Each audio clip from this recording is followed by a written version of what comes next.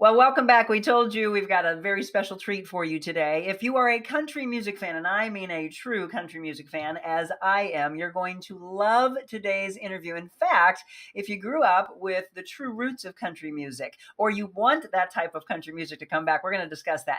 Kelly Lang, she has written songs for Lori Morgan, Ricky Skaggs, TG Sheppard, who is her husband, Jerry Lee Lewis, the Oak Ridge Boys, BJ Thomas, good names, right? Good company. George Jones, I mean, come on, Crystal Gale, Johnny Lee, William Lee Golden. She has performed duets with Sir Barry Gibb, Dame Olivia Newton-John, Lee Greenwood, Paul Shaffer, TG Sheppard, and so many more. But she's not only a beautiful singer, songwriter, she's also an author. She is also a painter, a breast cancer survivor, and just a all-around fabulous woman. And I'm excited to have her on with us today. Welcome to the show, Kelly Lang. Thank you, Monica. What a beautiful introduction.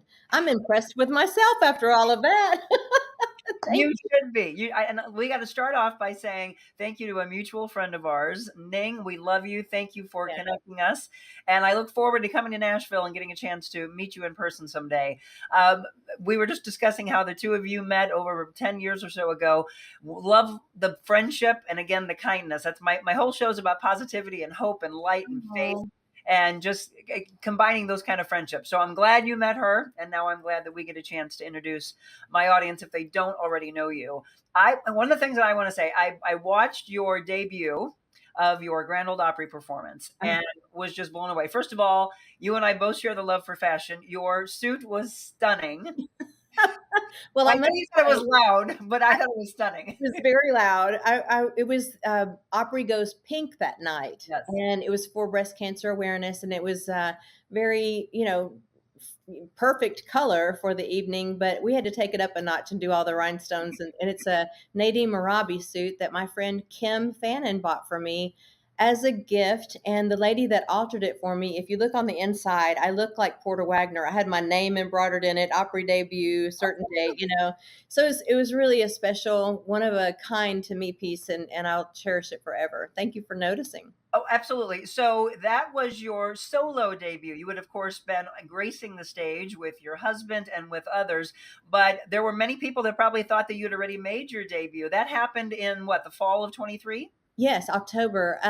Yes, I'd sung with Barry Gibb on the Opry one time, and I'd sung on it with TG a few times. And it was, a lot of people said, "Wait, I thought you'd been on here before," because I've just been around for so long.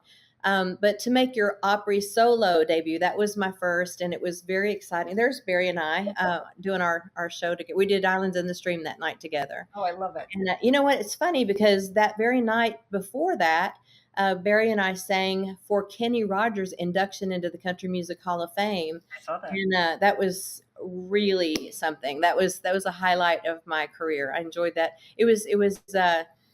I think people were shocked to see him because he's not in the country genre so much, but that's where his love is. He loves bluegrass and country, and he was more nervous than I was meeting all of his country music heroes where I know them. I mean, I shop at the grocery store next to them. So it was really cool to be able to introduce him to like Garth Brooks or Bobby Bear or things like that. It was a really cool evening. Yeah, I would not know. I mean, again, for all of you, I hope you know who Barry Gibb is. If you grew up loving the Bee Gees and loving disco music, I wouldn't. But again, there's so much, really, Kelly, that, as you know, as an artist, that all intertwines. So there's music inspiration taken from every genre. But yes, if you think of the Bee Gees, you don't automatically go, "Oh, are they pulling something from country or bluegrass?" Yeah, well, Barry wrote a song for Conway, who my dad was his road manager, and he wrote "Islands in the Stream," which was a crossover. And when I sit with Barry and we sing along with his guitar, it's generally old classic country stuff, like White Sport Coat and the Pink Carnation. And he goes way back to that era. And some of his favorite artists are the Isaacs and Jimmy Fortune, and he loves great music. He's just a musician first and writer, and I think he has great appreciation for all types. Absolutely. Again, if you're just tuning in, Kelly Lang is my guest, and we're going to be talking about country music, the people that she has been around and had a chance to write for and sing with, the true roots of country music. Now, here's what's funny, Kelly. I'm going to admit this because my show's all about being real. So, growing up as a little girl, my one of my best friend's dads was driving us one day to a soccer game, and he's listening to WIL here in St. Louis, Mhm. and we were all like, what is he listening? Because I think I was like 9 or 10 years old. And they were like, what is he listening to? And my friend was like, oh, that's my dad. It's country. We were cracking up, and I was like, do you not like it? And she goes, no. I'm like, okay, then we don't like it either. And so we all were acting like we didn't like country. Then fast forward to the beginning of my career, and sure enough, what was the music that I ended up working in radio was country, and I fell Music. in love with it so much. And it was funny because we had three other stations in the group, and there was like rock station and hard rock and alternative, and all of their artists would come in, and then we would have our country artists come in, and they would always laugh, and they're like, country music singers are the nicest, classiest people. And they're like, and we've got our guys coming in smelling like they didn't even take a shower today. I've smelled some country music singers that don't smell so good. I'm just kidding. This is true.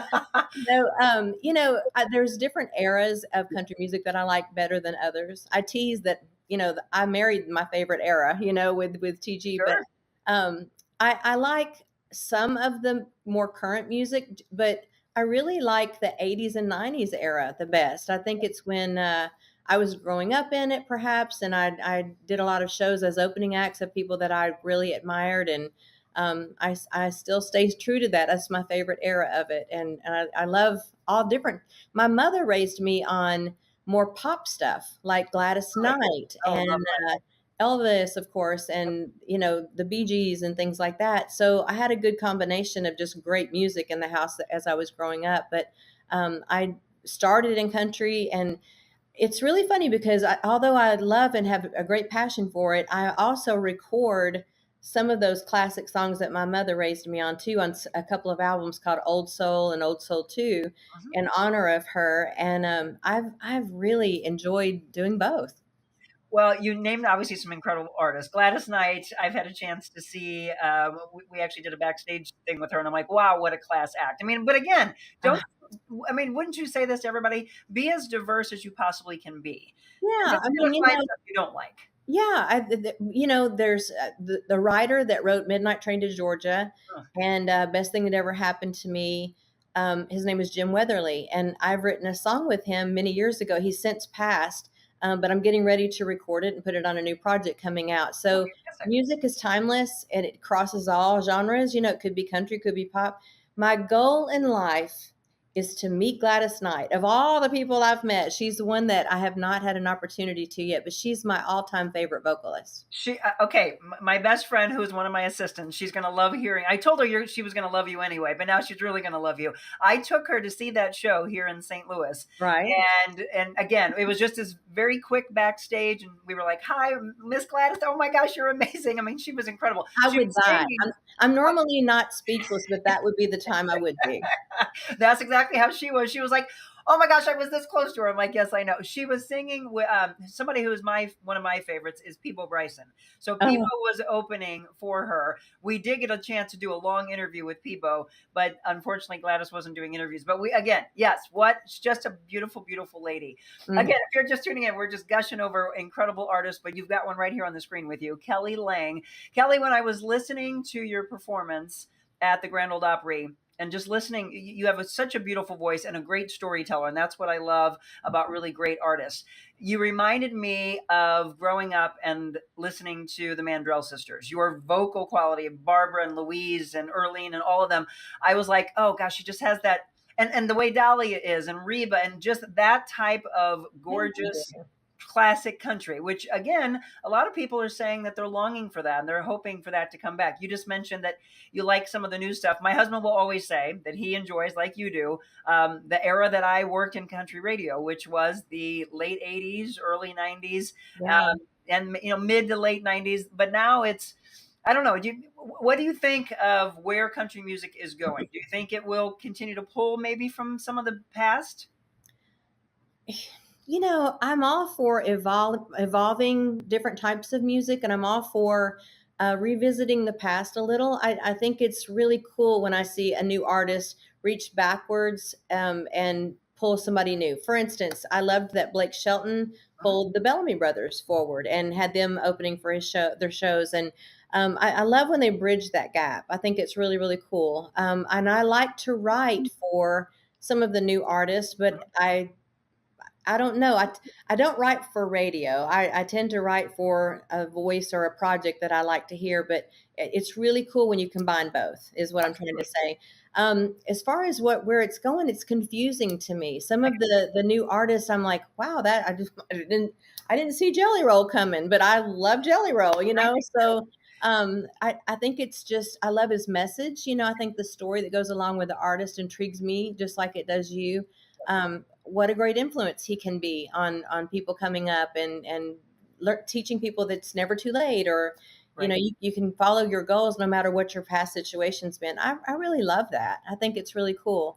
But I don't know. I feel like sometimes I don't understand um, some of the lyrics. I would prefer to get away from the pickup truck and the white T-shirt and blue jean shorts kind of mode. I don't know what you would even call that era of music, but um, you know, I'm a real romantic person. I love love songs. That's my favorite type of country music, is when it really touches the heart. Absolutely. Mine too. So, I mean, we were looking on, I want you all to go to the website, by the way. Let me give you all the information so you can follow Kelly online. When you do so, you are going to get immersed on her website of all the pictures when you look through her as a singer. We're going to talk about her as an author, as well as a painter and a comedian, but all the different people that you've had an opportunity to meet in your career through your relationship with your husband, TG Sheppard. I'm sure you're going to be like, okay, hang on. How can I pick? Of all the people that you've met, is there anyone? I mean, you just mentioned that you would love to meet Gladys, but since you haven't, who would be the top for you? I would love to do a duet with Michael Bublé. I've Oh, seen him amen. in You are concert. my twin. Yeah, I've seen him in concert several times. I think our voices would blend well together. I would obviously like to sing with Gladys. That would be nice. I'd love to collaborate with Celine. I think you know, I think I would like her. She's Agreed. fun and quirky, and I've never met her. I think she's amazing, but I love her performances, and I'm really proud of her. How far she's come So, with what's did you going see on. her documentary? I bawled like a Oh my baby. gosh, Kelly, me too. I have Yeah, been a fan of hers since I was same. a little girl. And then when they were talking about a surprise singer at the Olympics, I kept thinking, it can't possibly be her, is it? And I lost it. We were in I Cabo do too. watching the Olympics, and I was like screaming at the top of my lungs, it's Celine. Same. I mean, she did beautifully, you know, and she's been through a lot, you know. So I'm just so proud that she's come through that, and I love how vulnerable she was in that documentary. And I thought it could help somebody, you know, and what courage she has. I Absolutely. get I get to thinking, what if I had her ability and fame? How scary that would be to not be able to be, you know, truly myself, and Right. that's so scary.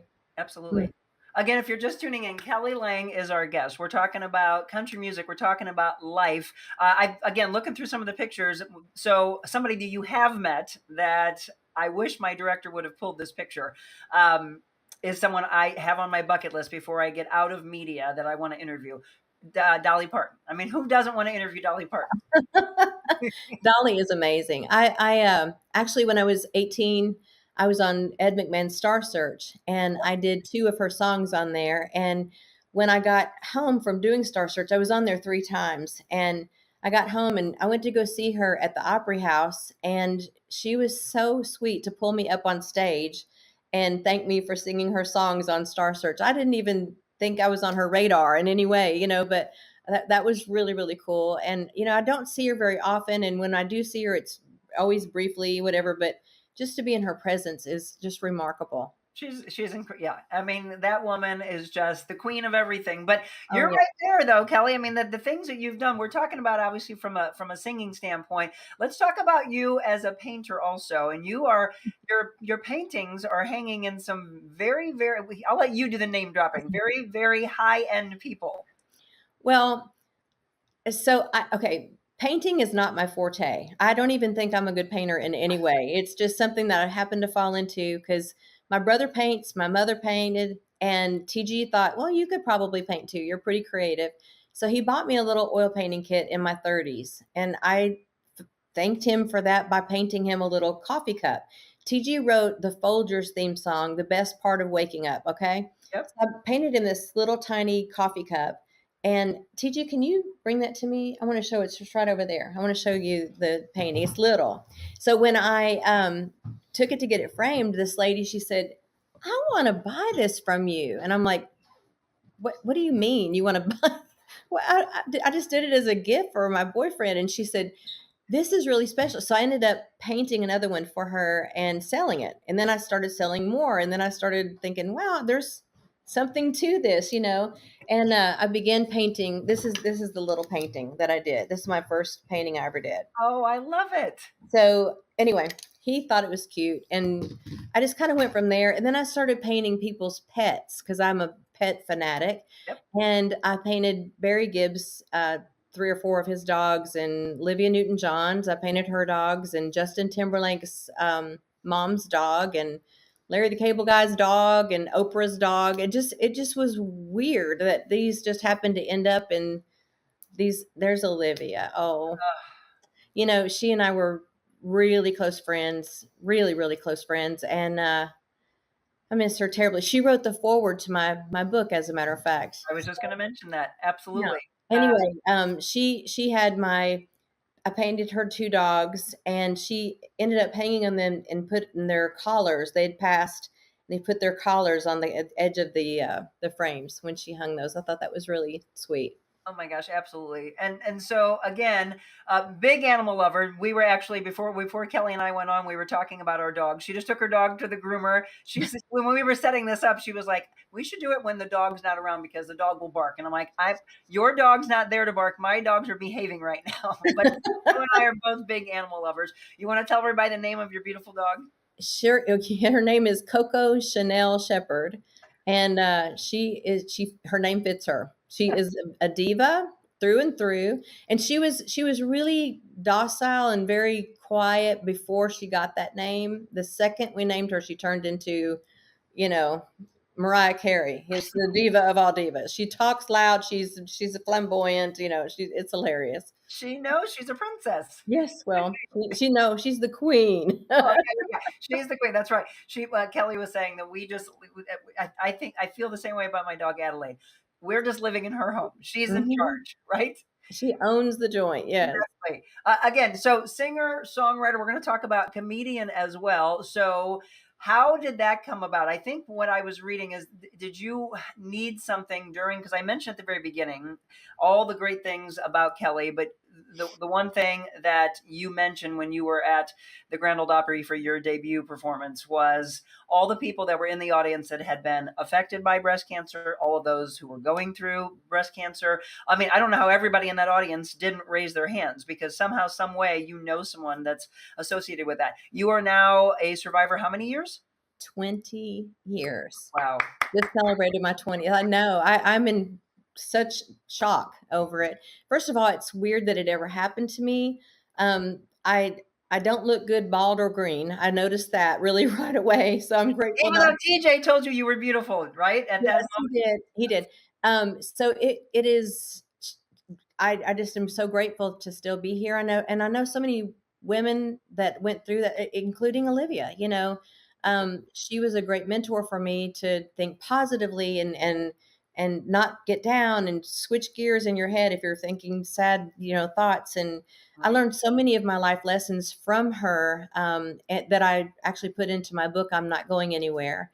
And it just, I have like a survivor's guilt sometimes. Like, what am I doing still here when a lot of my friends that have had go through that are not? And the only thing I can think of is there's still more for me to do, or perhaps I can help somebody with what I'm going through. And my book is filled with my story, but it's an uplifting story. It's not all about sadness or breast cancer. It's about fun things that I chose to do instead of, feeling down in the dumps, and the way I pulled myself through things and lessons I learned. Right. So it's I wouldn't want to go back through it again, but I wouldn't take anything for it either. It's a life lesson that has changed me for the best, I think. I And like to say this, Monica. I like to say, a lot of people think of something like that, a diagnosis, as a death sentence, but I chose to look at it as my life sentence. Like, now what? I was going to ask you to say that because that's what I heard you say on the stage, and I just got chills when you said it. Yeah, it's very true. I look at the sky as bluer, the grass is greener. I look at people with much more empathy, and I'm just a better person because of it. Agreed. And that's so again, we have a mutual friend that introduced us, if you didn't hear the beginning of the show, but I think that's another reason why Ning and I thought you and I would get along so well. I had a massive blood clot when I was 19 years old that Oh, I haven't checked in a while, but for the longest time, I was told it was the largest blood clot in medical history. And if I didn't tell somebody, yeah. you would never know. I mean, it's just the way God works through us that one doctor wanted to amputate. I would have been an amputee. Another doctor said, no, let's start using this drug that was just approved by the FDA. Let's see if it'll work on the clot. Thankfully, it did. I was in intensive care for a few weeks and then monitored for a couple of years. But I did the same thing, Kelly, where I sat there and thought, so many other people's lives are taken. Why did I get here to stay? And so Yeah. all I thought was from there forward, I was always a faith-based person, but doesn't it take your faith to a whole nother level of, I feel like I'm a disciple here for you. What do you want me to do? Yeah, I feel like he's given me platforms like yours to be able to speak of my relationship with God. Is It's everything to me. It's why I get up in the morning, and TG and I pray every night together, and I my prayer is silently that people can see him through my eyes. I want people to be able to feel comfort in my presence, or maybe I can be a light, in their darkness somehow.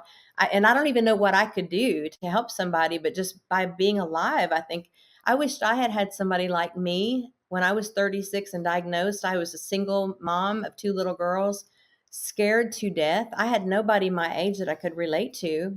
So it, if I can be that person for somebody, I really tried to do that. Yeah, absolutely. Well, and one of the songs that you sang on the Opry stage that night had to do, and I was like, oh my gosh, I can't wait to hear what she does with this song. Talking about, and I mentioned this to my husband a lot. I'm like, oh my gosh, I just got chills. I got goosebumps. And he doesn't understand what I'm talking about. And I said, you don't know what that feels like? He's like, no. Goosebumps, and then seeing, you mentioned a redbird, right? Seeing a cardinal and thinking, is that my dad from above? I Mhm. also, I want to say, Ning had told me you recently lost your mother. I am so sorry. I know you were super, super close, Yeah, but I'm sure the way that song speaks that you're probably also thinking of her, that when you see these things, that's her talking to you from above. You agree with that? me too. This song, I was at, if you don't mind me indulging in why I wrote the song, okay. I was at a Brooks and Dunn concert with my youngest daughter, and I didn't expect to feel a religious thing come over me at a Brooks and Dunn concert, but I heard them sing Red Dirt Road, and one of the lines in it is, "That's where I found Jesus," and I'm like, why do I have chills on this up tempo fun song? A couple of songs in, it was the song "I Believe," and it's like all of a sudden I have chills now. I started crying. I had a lump in my throat, and I noticed I wasn't the only one that was feeling that, and everybody around me was. And I thought, what is that? What is that universal thing that everybody goes through? Right. So I came home and I wrote this song called "I Think It's Jesus," and the first line is, "Have you ever noticed that lump in your throat when you hear the words of a song someone wrote?" Yep. It's just very blunt. It's something that we've all universally gone through. Whether you see a feather on the ground or a penny on the ground, you're like, where'd that come from? Exactly. And and I see redbirds a lot in my backyard, or dragonflies land on me, and I'm like, what is this? This is super weird. Supernatural things that there's no explanation for. I just put an answer to it. So it's not a gospel song or religious song. It's just kind of a human song, really. And I was able to perform that on the Opry a couple of times, and it's really been cool to see the reaction of that. It's beautiful, and I love. Again, I was just like, oh my gosh, this is my new favorite song because I had not ever heard it, and I'm like, yes, that's how I live my life. That I just feel that there's always these messages, If and you're open to it, it's yes, really a remarkable world. If you're closed minded to that, I'm sorry for you, but I see things in Technicolor. I'm sure you do too. That's so fun. That's what, look at our backgrounds. Perfect. It's just I changing. know. I probably drive TG crazy, but I'm like, did you see that? Did you hear that? And he's like, oh my goodness, Kelly. Like last night we went to a restaurant and this light kept flickering above me. He goes, there's your mom. And I'm See? like, Yes. You never know. I'm all for it. That's fine with me. Well, and so Dragonfly, I also saw on your Instagram page. Did you just get some Dragonfly earrings for your My birthday? daughter bought me some beautiful, a lot of people to send me dragonfly things. A friend named Danny just brought me a dragonfly necklace and an earrings, and my daughter brought me these gorgeous ones I put up on Facebook. Yeah, I've never been a fan of insects, so this is the weirdest thing. But Monica, I'll be out in my swimming pool, and I don't even know what started this, but I held my fingers up because I saw one flying near me, and it landed on me, and I'm like, that's weird. You're a spirit animal. Very strange. And it was such a strange phenomenon. So I did it the next day and it came again. Following year, I'm thinking, well, these are dead by now. Surely this isn't going to happen this year. It happened again. Funny story. One time I was out there and I didn't have my glasses or contacts in, and I put my finger up and this humongous one landed on my finger. Biggest one I've ever seen. And I'm like, that is weird. That's phenomenally huge. So I put my glasses on and it was two of them mating on my finger. I was like, you've got to be kidding. That's a whole new low for me. But so I mentioned to my friend that gave me the dragonfly earrings, I said, I'm doing a new album and it's going to be called Dragonfly because it's such a weird phenomenon and it's kind of a secret little thing. He goes, so are you going to write a song called Dragonfly? And I'm like, how do you write a song about an insect? Like, what are you talking about? But I did. And I made a really interesting video of it, and that's been surprisingly what I have friends call me Dragonfly all the time now. So it's kind of a nickname. It's your nickname. It's stuck. Yes. We've been visiting with Dragonfly. That's what I should have been saying this whole time.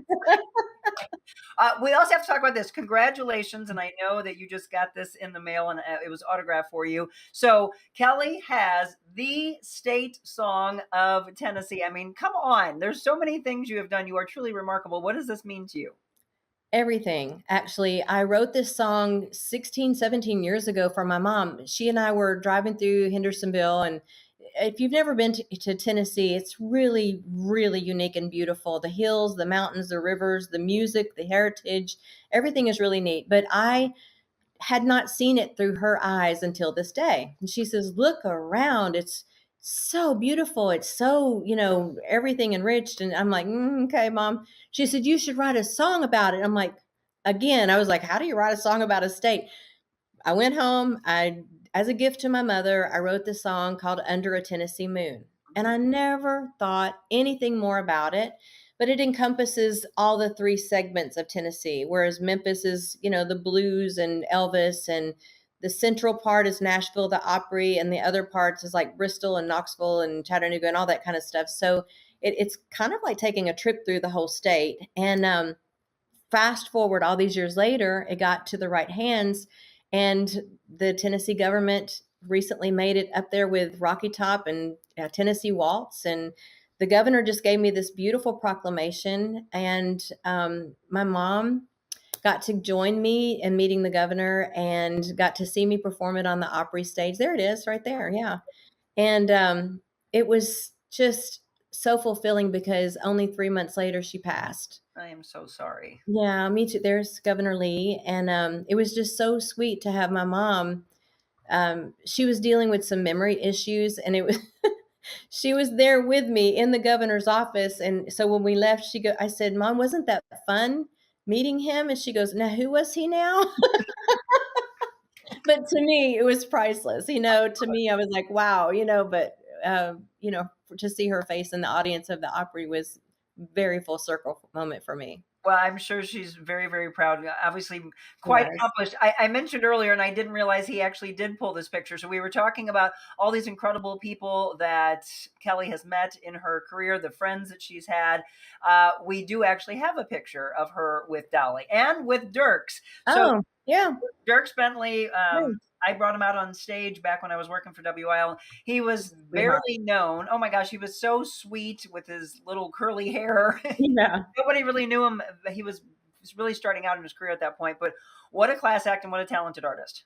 Let me go back to the Tennessee Moon thing. Something really cool happened, and it's going to sound like I'm bragging, and I don't mean to, but I thought it was Please do. shocking to me, if you don't mind.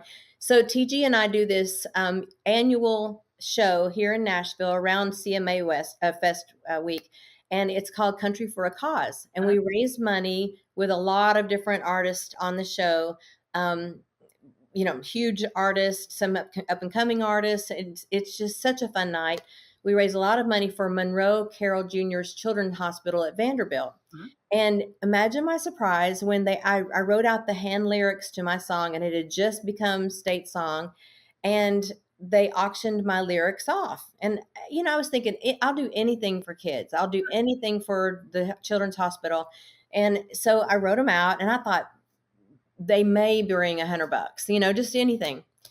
$6,500 is what that one thing raised. And I was so thrilled. So I came home and I told my mom, you're never going to believe this. It's because of you. I wrote this song and it raised money for the hospital. And she says, how much did you raise? And I said, $6,500. She goes, $650,000. Kelly, I'm so proud of you. And I go, I'm just going to let her have it. Yes, exactly.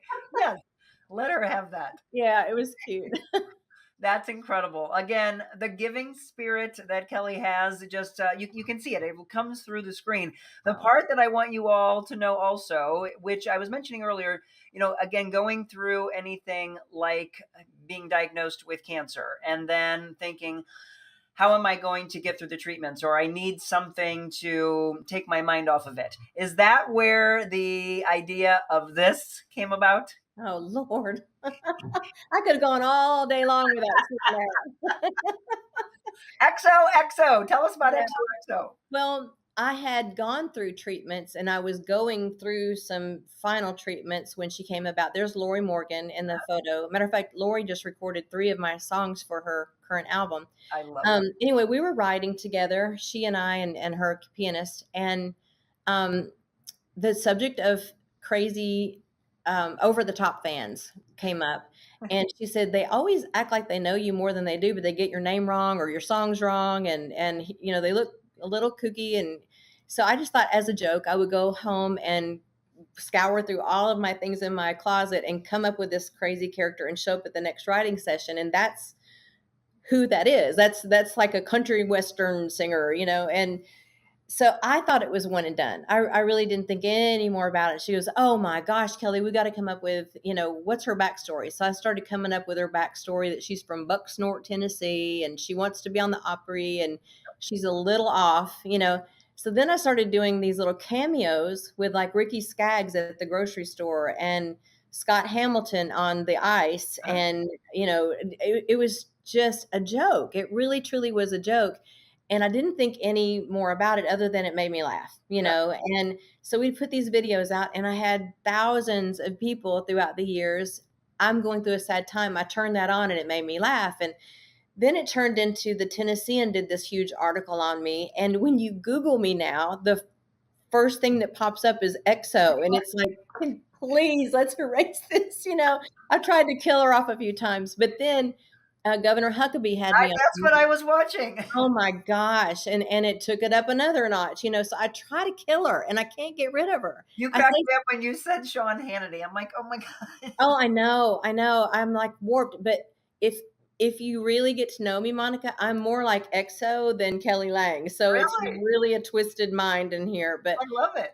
I have a lot of fun playing her. And if it brings happiness to somebody, so what? I'll be a fool for whatever, Well, see, that's it. So many, it's kind of like the movie Shrek. He talks about how we all should have layers like an onion, right? There's so many layers to us. So to Kelly, it's a singer, a songwriter, a producer. We're talking about, again, let's put it back up on the screen where you can follow her. You can go on to her website, kellylang.net, also on Instagram at Kelly Lang Music. And then if you are interested in purchasing the book, you also can get autographed copies at kellylang.net. Otherwise, go on to Amazon. Before we wrap up, I want to talk about this because I know with TG, and going back to, well, you also talked about your father, which I think is just phenomenal. Tell us a little bit about growing up and being around the great Conway Twitty. There he is. That's my dad on the left, and me, as you can see, my name's clearly on my shirt there. Just I in case you forgot. I know. So that was at a softball game that they always did to raise money, and they were playing against Loretta Lynn's team that night. So I've been around this business since I was 1 year old. My dad started working with Conway when I was little, and I never thought of Conway as anything but just like an uncle. I didn't think he was anything to write home about until I started seeing him in concert. I'm like, oh, it's like the wind blows back when he walks on stage, and I'm like, whoa, I want what he's having. It was really cool to be able to see what I clearly wanted at such a young age. So I was like 7 starting to write songs. Wow. And the first song I wrote in the bathtub, and it's weird because I still write in the bathtub or in the pool. Really? But yeah, that's the only place I'll write, is when I'm really calm and, really relaxed. And Were you born in a water sign? I'm Capricorn. So that's an interesting concept. But so I wrote, if you don't mind, Delta Dawn, push for shower, then you're gone. Push it open and you'll see that it will run. Push for C and you will freeze. Push for H and you will burn. Push up both of them and you will be a mixed up person. I was 6, but it started this crazy life of mine. But yeah, I started seeing that in Conway and meeting Loretta and meeting Crystal Gale, and all these people just became daily fixtures to me. And I didn't see anything other than that for my path. So I'm grateful for my dad working for him. And I met TG as I was an opening act for him when I was 13, 14 years old. And, at the time I didn't I didn't foresee him being my future husband, but hey, life is funny that way. And we've been together 24 years now. I know. I was going to congratulate you that at the Yeah. end because, as you said in one interview, it's rare in the music industry, right? But Oh, that's like 1,000 years in music, But the thing I want to touch back on that you mentioned, how did I get through some treatments? Yep.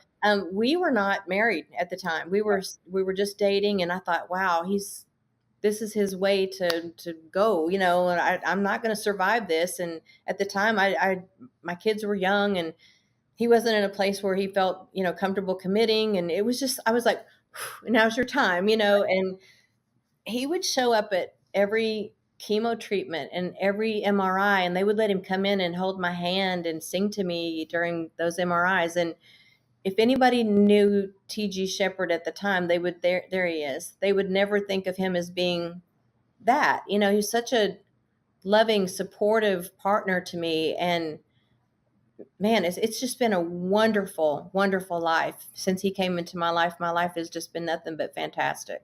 Well, and we want to thank him, by the way, because a young, incredible artist that we've had on the show several times ever since she was on The Voice and was the runner-up. Ruby Lee has become Ruby Lee, yeah. Ruby's been a very dear friend of mine. I've been personal training. Actually, she hired me to personal train her to get ready for her first Opry debut, and nice. performed there again. But she is a huge fan of both of yours, and that meant the world to her. Oh, how sweet! Will you please give her our love and tell her we're really proud of her? She is. And I love her again, staying true to the roots of country music. And the yodeling queen here in Missouri. The thing about, I learned this a long time ago. I wanted to know, I was talking to Scott Hamilton and his manager. I wanted to know, Scott has only had 1 gold medal, whereas other people have had many, many gold medals, but you don't know who they are. Right. Why is Scott Hamilton so beloved and so well known? And his manager gave me the greatest answer. And it's not that they aren't, but it's because Scott is. It's authentic. Yes. And when you can be true to yourself and authentic, I think people can sense it if you're not. So I'm in my own lane. I have no ability or desire to compete with anybody. I wouldn't want this for anybody else either. But it's just, I think if that's a lesson that I could teach anybody that's coming up, if Ruby was listening, I would just say, rock on, baby girl, keep being yourself. Always. And that's, that is the biggest thing that we've been talking about in this show ever since I left TV a couple years ago was if I can leave this earth and people say she was so real, she was so genuine, which I was taught by my mother. And the relationship you have with your mother is exactly how my mom and I are. We're best of friends. And I cherish every moment that I get a chance to be with her. But she always told me, Monica, I don't care if you get to be Oprah status, you never better get to be too big for your britches. And I said, why would you? I mean, we all just need to be more kind to each other, I right? know. A lot of people tell me they're like, I thought you'd be stuck up, and I'm like, why? Like, what point would that be? What good did that do anybody? I'm just. I was raised like that. My dad was always very, very reminding of me. You are no better than anybody else, And I, in hindsight, I really am grateful for that lesson. Absolutely. I mean, again, it sounds like you were raised just as great as I was, and those are the blessings that we have. But before I wrap up, speaking of who I was raised by, my father. So this is a tie to TG. My father went to high school with Elvis at Humes High in Memphis, Tennessee. So I wonder if they ever somehow, because I know that TG and Elvis were dear friends for a long time, if they ever ran around together. I bet you That's not, who knows? That's a whole nother interview. We need to get you That's with it. I was just going to say that. We're going to come to Nashville and we're going to talk with both of you, and we'll sit there and have him reminisce about Elvis days. He's got some really cool stories, and the only takeaway that I can say is how grateful he is to have had that friendship. Yeah. And all these years later, it's really weird that I'm friends with Priscilla. You wouldn't think that would take place, but she's a wonderful person. I see what he loved about her. Absolutely. I mean, that's the one thing that people always. Oh, there she is. Yep, there she is. So that's I'm glad we grabbed that before we wrapped up. But yes, just remarkable to see her in interviews and to see her again going back to the genuine side of who she is, and being around such a huge artist and such a presence in our world, sometimes you can get overshadowed, but now we get a chance to have known her life and see her speak, find her voice. Not to continue, if you want to wrap things up, a funny story about her. I love to tease people, and I don't care who you are, you're going to get teased if you're in my presence long enough. So she was at a party with me at one point, and she says, hey, I'd like to get your number. And I said, oh no, I don't give my numbers out to strangers. And she goes, what? Like, who's going to turn Priscilla Presley down? Exactly. So we've been really good buds since, because she says, nobody talks to me like that. I go, well, now's a new time. Yeah, right. I just did. I think she liked that I was cutting up with her. Yeah, you're real. Humor. Well, I was teasing, okay? Yeah, but still, I think, people, that's the thing. People look at celebrities and they put them in this light. And if someone can just say, look, you're just like me, then it's like, oh, okay, we're fast friends. Yeah, the ice was broke. Yes, exactly. Well, Nang told me that you were going to be a pleasure. She was absolutely correct, and then some. I'm so glad we were finally able to make this happen. And I know we could go on for hours, so we're gonna table it, and we're gonna do a part 2. Oh yeah, I'd love it. We'll do it in person instead of through this. Come on.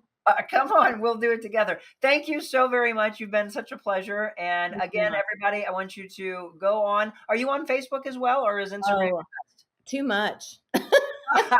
Yes, I love Facebook. I love Instagram. I if I'm not answering, I have somebody that gets back, pretty quickly if I can't get to it. But I really enjoy the connection. I think it's a lot of fun. TG is writing me a note. Hang on. I want to. All right. He can say hi if he wants. YouTube. He wants me to mention YouTube. I was going to say you're on YouTube as well. We're dropping a lot of really cool videos weekly on there. Here he is. Well, hello there, TG. Yeah. How are you? Hello. How are you? So check out our YouTube pages and check out all of our socials, because we really enjoy connecting. And you did a Throwback Thursday where you were singing a bunch of TG's songs, which I absolutely loved. And the Folger song was the way she wrapped it up, actually. Yeah, you've done your homework. I do my homework, absolutely. TJ, we will come to see you in person, and we'll do a part 2. Come on. Lots of love. All right. Thank you so much, everybody. Don't go anywhere. We'll wrap up the Real Monica Adams Show when we return.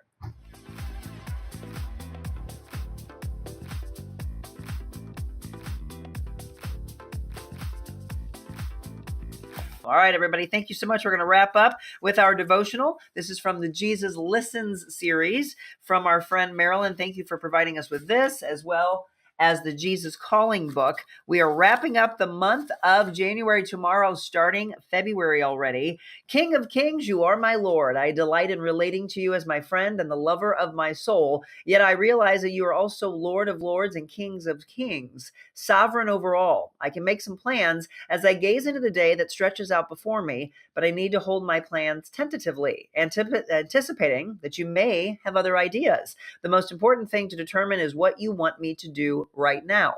Do you feel this way? I often waste time scanning the horizon of my life, searching for things that have to be done sometime. Help me instead to concentrate on the task that is before me and on you, the one who never leaves my side. As I let everything else fade into the background, my mind becomes uncluttered, making room for you to occupy more and more of my thinking. When I finish what I'm working on right now, I ask you to show me what to do next. You guide me step by step as I walk along the path of peace in trusting dependence on you. Thank you, Lord, for giving me strength and blessing me with peace. And that wraps up the month of January from Jesus Listens, Sarah Young. Again, these devotionals, we have to thank our dear friend Marilyn Westenberger for giving those to us. When we are on set, we read from 100 Days to Freedom from Stephen Arterburn. If there is a guest you would like for us to have on, like the great Kelly Lang, if there is an artist, an entertainer, there's just a standout person in life, because that's what the show's all about, is each and every day giving you something new to inspire you and to give you hope and to kickstart your day. If it started a little bad for the first, half hour of your day, hopefully this turned things around for you.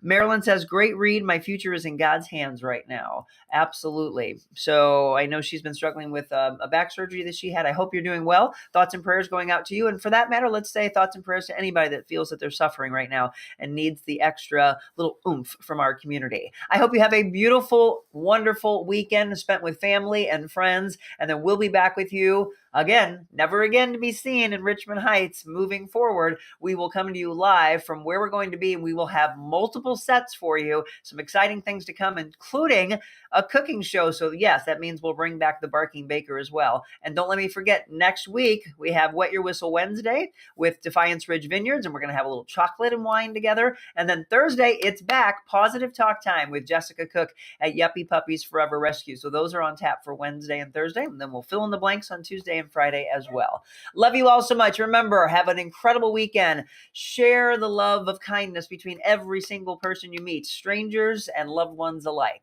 God bless you all, and be kind.